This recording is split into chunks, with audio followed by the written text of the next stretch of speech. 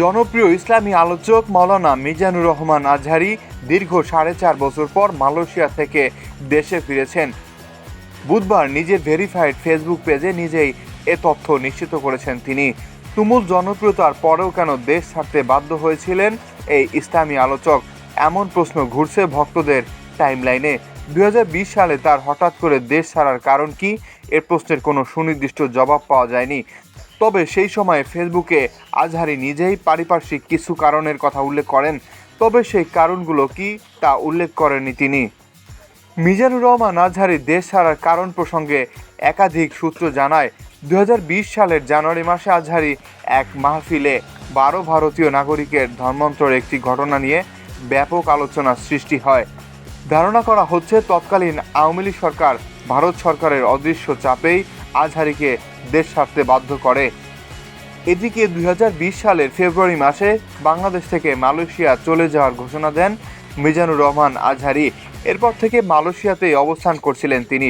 তখন এক ফেসবুক পোস্টে তিনি লেখেন, পারিপার্শ্বিক কিছু কারণে এখানেই 1 বছরের তাফসির প্রোগ্রামের ইতি টানতে হচ্ছে, তাই মার্চ পর্যন্ত আমার বাকি প্রোগ্রামগুলো স্থগিত করা হলো। রিসার্চের কারণে আবারও মালয়েশিয়া ফিরে যাচ্ছি। আল্লাহ রাব্বুল আলামিন সুযোগ করে দিলে আবারও দেখা হবে ও কথা হবে ইনশাল্লাহ। মাওলানা মনিরুল ইসলাম নামে এক আজহারী ভক্ত বলেন, মিজানুর রহমান আজহারী ছিলেন স্পষ্টভাষী এবং সাহসী একজন বক্তা। মাহফিলগুলোতে বক্তব্য দেওয়ার সময় তিনি কাউকে পরোয়া করতেন না। তাছাড়া তার বিভিন্ন মাহফিলে এসে অসংখ্য বিধর্মী ইসলাম ধর্ম গ্রহণ করতেন। আমরা যতটুকু জানতে পেরেছি এটাই ছিল তার দেশ ছাড়তে বাধ্য হওয়ার কারণ। তিনি বলেন, আজহারী সাহেব শুধু তৎকালীন সরকারের জন্যই আতঙ্কের কারণ ছিল না, অসংখ্য ভণ্ডপীর মুরিদপন্থী লোকজনেরও চক্ষুশূল ছিলেন তিনি।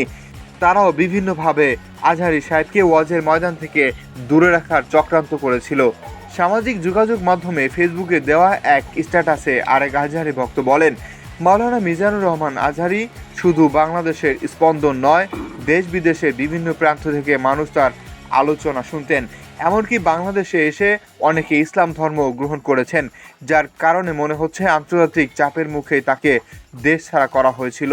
2020 সালের জানুয়ারিতে জয়পুরহাটে তার এক মাহফিলে ধর্মান্তরের একটি ঘটনা নিয়ে ব্যাপক আলোচনার সৃষ্টি হয়।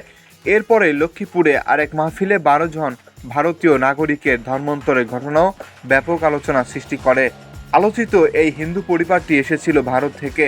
তখন বাংলাদেশের পুলিশ 12 জনকে আটক করে এবং তাদের ভারতে ফেরত পাঠানো হয়।